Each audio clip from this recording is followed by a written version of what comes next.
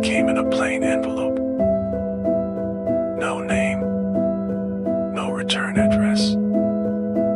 Just an old-fashioned kind of silence. The kind that costs you something to break.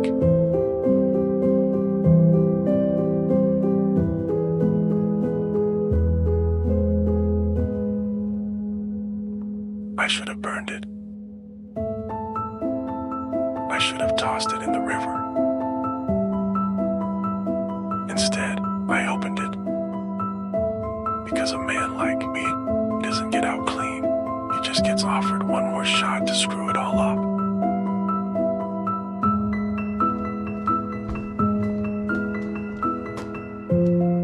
They said I could have walked away clean. No one chasing me, no one dead. No guitar in my lap, and no hell in my chest. But I didn't.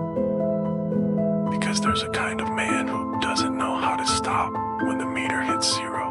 A man who thinks if he can just solve one more, it might make sense of the rest. It never does. But you learn that too late. I'm 55. Been chasing ghosts since '93. This last job, it came wrapped in clean paper, friendly envelope, untraceable cash, $250 in hundreds, half washed and tight. Guy said, just find her. Said she took something that wasn't hers. But I've heard that before. Every woman I've ever met took something from me. Sometimes it was my car.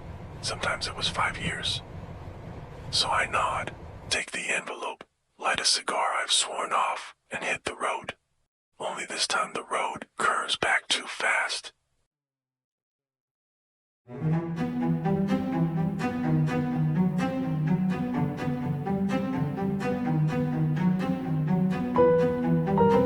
She wasn't missing. She wasn't hiding. She was dead. She wasn't just anybody. She was a whistleblower. Real one. They told me she ran, left a mess behind. The usual story they hand to guys like me when they want the cleanup done off the books.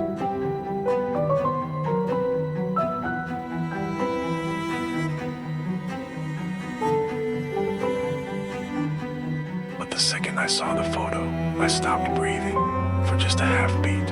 It was her, a woman I almost married once.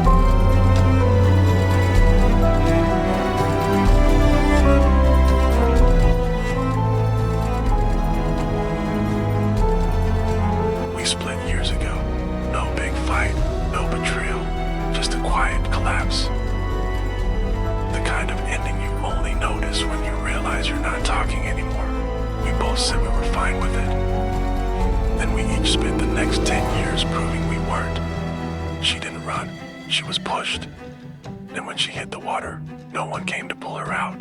That's the thing no one tells you. Justice doesn't kill you. It just stops returning your calls. One day you're useful, the next you're a liability in a trench coat. And if I'm being honest now, if I peel back the whole damn onion, I didn't take the job to find her. I took it because some part of me was hoping to see her one last time, to say I was sorry, or to hear her say she'd already forgiven me, even if I didn't deserve it. But she was already gone. But I knew this. If I gave that money back, I'd be next. So I did what any man would do when the sky's falling and the silence gets too loud. I bought a 1979 Fender Stratocaster in Antigua Burst. They called it Antigua. A finish that looks like a hospital tile. A finish so ugly it looped back around to beautiful, then ugly again, and finally just respected. like a gangster in a bad suit. You don't like it, but you don't mess with it either. It started as a mistake, and instead of throwing it out, Fender dressed it up in a fog of beige and greenish rod, called it special, and sold it to the public with a straight face. And the public, they bought it. Because people will buy anything if you call it something they actually not. $2,500 cash, pickup hum and all. It wasn't a smart decision.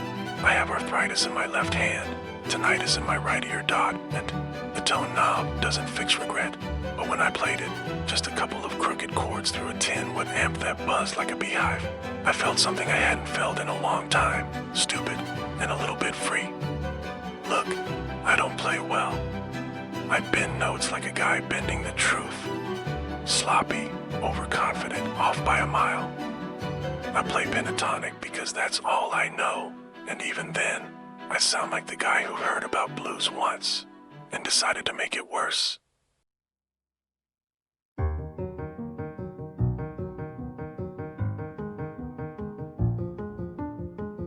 They're looking for me now. I can feel it, the cold knock before the storm. I think back on all the people I couldn't save or didn't try to. And here's the twist. There was no employer. There never was. I was the last man on a payroll that had been dissolved months ago. That envelope, staged, set up by the guy I was. Some dumb old insurance I'd left behind for myself in case I ever started to forget who I used to be. I gave myself the job because I wanted something to chase. Because without a case, I'm just another guy with a bad back and a strat he doesn't deserve.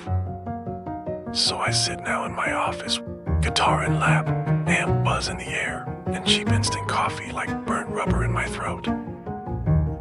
Outside, the wind kicks up like it remembers something I don't.